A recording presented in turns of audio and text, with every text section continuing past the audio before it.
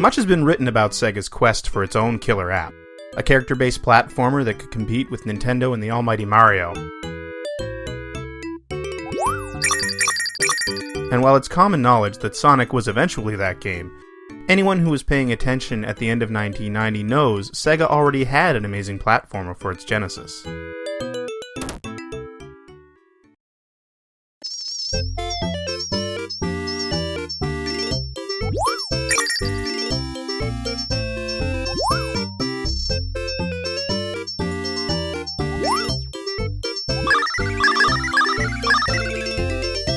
Castle of Illusion is like the perfect storm, an extremely solid hop-and-bop platformer that checks all the required boxes, featuring one of the most recognizable characters in the world, wrapped up in an incredible soundtrack and just oozing charm from start to finish.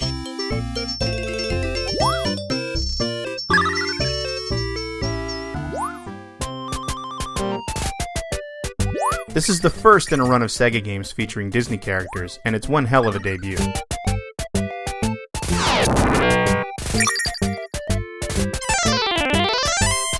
Jealous of Minnie's beauty, the evil witch Mizrabel has kidnapped Mickey's bow and spirited her away to the Castle of Illusion.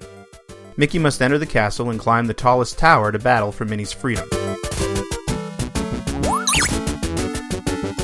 Along the way, our mouse has to collect the 7 rainbow gems in order to build a bridge to the final showdown with Mizrabel.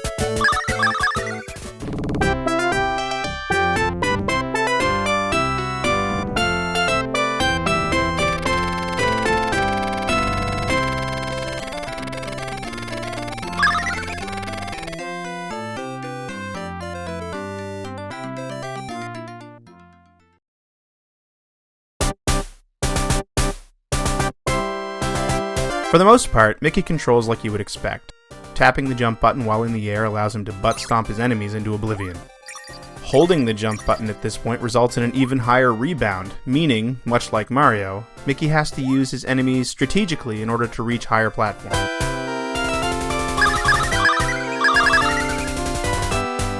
Our hero is also able to use projectiles, which change slightly from level to level, to deal with tight quarters where jumping just isn't an option.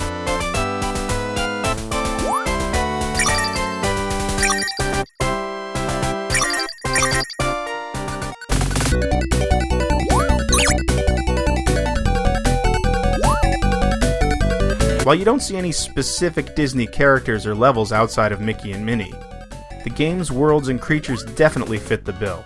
From a pastel Candyland featuring a boss that bears a striking resemblance to Pete's Dragon, to a romp through Toyland, to a level that seems taken straight out of 1947's Mickey and the Beanstalk.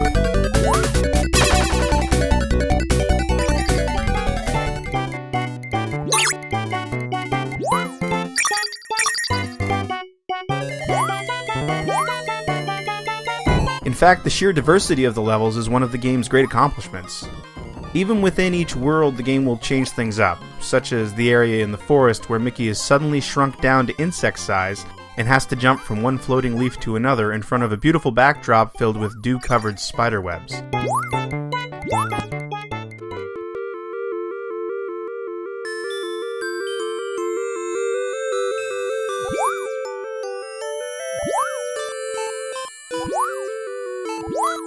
Or a later cave where Mickey finds himself battling upstream against a rushing torrent of water that threatens to sweep him all the way back to the beginning of the level.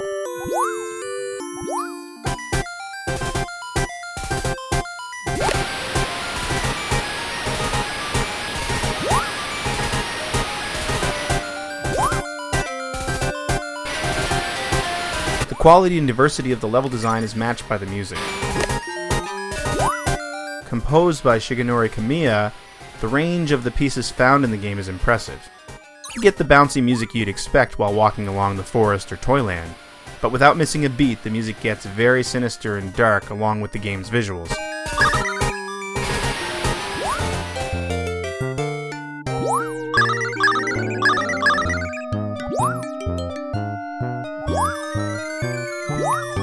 Mickey himself brings not only a recognizable hero, but personality as well. His jaunty walk makes him look perpetually happy as he navigates each world, though when he ducks, he definitely looks pensive, and watching him fall into a bottomless pit is almost heartbreaking as he reaches for the sky and cries out.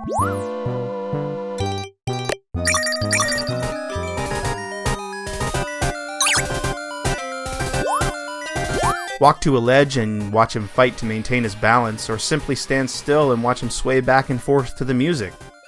Castle of Illusion might not represent the very first interesting idle animation in a platformer, but it's definitely one of the earliest examples.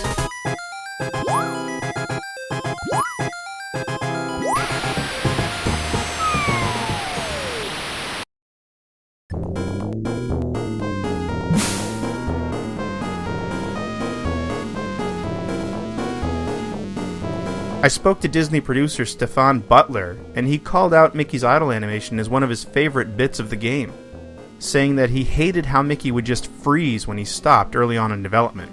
He said the idle animations were just that extra 2% that he thought people would hardly notice, but would pull the person into the fantasy that much deeper.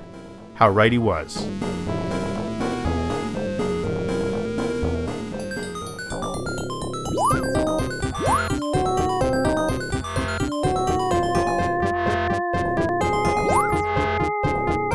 Castle of Illusion is the second of a 3-game deal struck between Sega of America and Disney, though it's the first to feature Disney characters.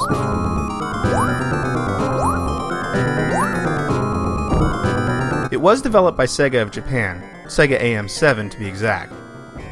In a 2006 Sega 16 interview with Sega America producer Jim Huther, he's quick to point out that while development took place in Japan, Sega of America and Disney drove the creative aspect and had final approval.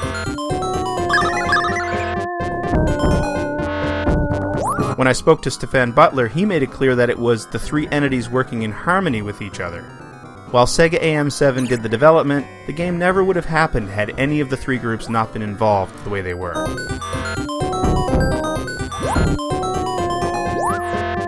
It's also worth noting that Castle of Illusion appears to be the first game by designer Emiko Yamamoto, who went on to work on many of Sega's Disney games before moving to Disney itself and producing Square Enix's Kingdom Hearts series.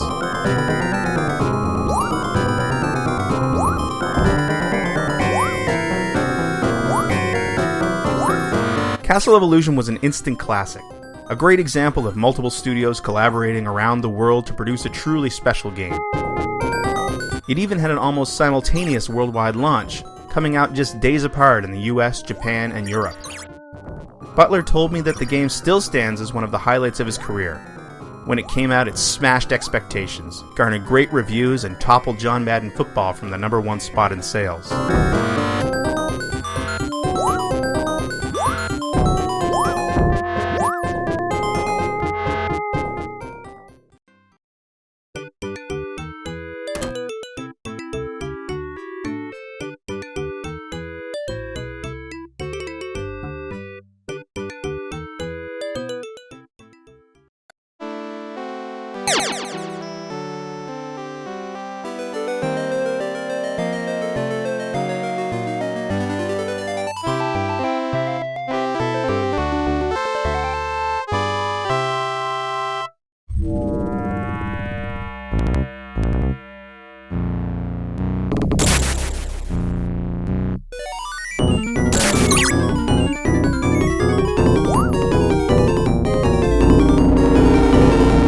It's kind of a shame that Sonic came out so soon after Castle of Illusion, as it definitely stole some of the thunder from the Disney game.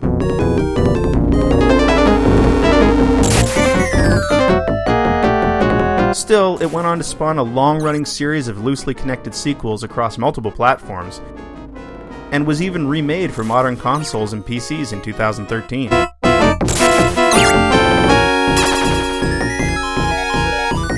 You can probably tell by my rambling that I absolutely love this game. Castle of Illusion was absolute proof that Sega could create a platforming masterpiece.